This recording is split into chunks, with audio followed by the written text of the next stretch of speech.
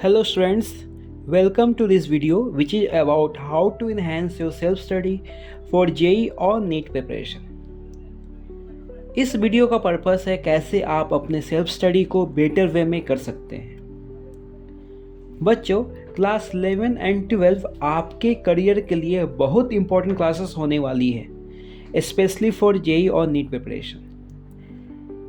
इस 2 इयर्स की जर्नी में सेल्फ स्टडी बहुत इंपॉर्टेंट फैक्टर रहने वाला है।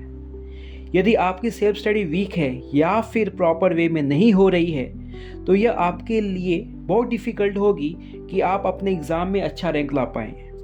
कई बच्चे 11th में जाकर यह रियलाइज़ करते हैं कि उनका परफॉर्मेंस उतना अच्छा नहीं हो रहा होता जितना क्लास 10 तक हुआ करता था। इसका सबसे बड़ा कारण है सेल्फ स्टडी करने का तरीका। क्लास 10 तक आप जिस तरीके से आप अपने स्टडी मटेरियल्स को फॉलो करते थे और क्लास 11 या 12 में जिस तरीके से आप अपने स्टडी मटेरियल्स को फॉलो करनी चाहिए, दे आर कम्प्लीटली डिफरेंट। तो इसका सॉल्यूशन यही है कि आप अपने पढ़ाई करने का तरीका को कम्प्लीटली चेंज कीजिए। JEE या NEET की प्रिपरेशन कम्प्लीटली एकेडमिक एप्लीकेशन होती है, जबकि क्लास 10 तक की प्रिपरेशन मोस्टली मेमोरी ओरिएंटेड होती है।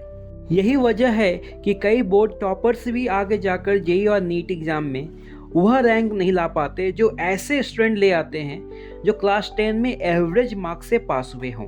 तो क्विकली उस फैक्टर्स पे बात करते हैं जिससे आप अपने सेल्फ स्टडी को इम्प्रूव और करेक्ट डायरेक्शन में कर सकते हैं। सबसे पहले आप जो भी चैप्टर पढ़ रहे हैं उसकी थ्योरी आप अच्छे से पढ़ें। इसके लिए आप क्लास नोट्स को रिफ़र करें, स्टडी मटेरियल्स को रिफ़र करें और उसमें जो भी न्यूमेरिकल्स हैं, सॉल्व्ड न्यूमेरिकल्स हैं, उसको रीड करें। उसके सॉल्यूशंस को खुद को समझाने का प्रयास कीजिए। याद रखें, आपको पेन से सॉल्व नहीं करना है। आप अपने आप को यह समझाएं कि इस क्वेश्चन का सॉल्यूशन इसी तरह से होगा।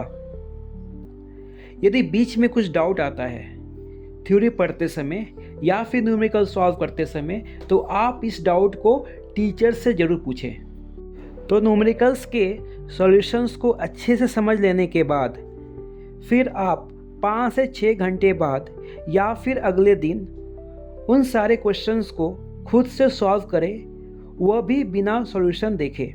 मतलब सॉल्यूशन को छुपा के सॉल्व करना है।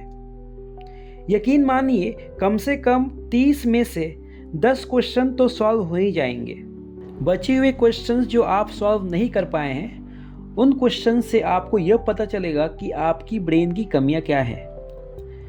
आप उन कमियों को आइडेंटिफाई कीजिए और इनकम्प्लीट सॉल्यूशंस को अपने हाथ से कंप्लीट कीजिए और उन क्वेश्चंस को 5 से 6 घंटे बाद फिर से अटेम्प्ट लीजिए। फिर सेम प्रोसेस को रिपीट कीजिए जब तक आपसे सारे सॉल्व्ड न्यूमेरिकल्स खुद से सॉल्व नहीं हो जाते। इससे आपकी ब्रेन की एफिशिएंसी बेटर हो जाएगी। फिर जब आप अनसॉल्व्ड क्वेश्चन सॉल्व करेंगे तो आप पाएंगे कि आप पहले से ज़्यादा क्वेश्चन खुद से सॉल्व कर पा रहे हैं। आपकी न्यूमेरिकल सॉल्विंग एबिलिटी काफ़ी अच्छी हो गई है। एक लास्ट इम्पॉर्टेंट बात, उन सभी सॉल्व्ड एंड अनसॉल्व्ड क्वेश्चन को जो आपने सॉल्व किए थे, उन सभी क्वेश्चंस को 6 से 7 दिन के बाद फिर से अटेम्प्ट लीजिए, फिर से सॉल्व कीजिए। यदि आप ऐसा करते हैं तो बच्चों, आप टेस्ट में अच्छा परफॉर्म करेंगे और मेन एग्ज़ाम में भी आप अच्छा रैंक ला पाएंगे। I wish you all the best for this 2 years of journey. Thank you.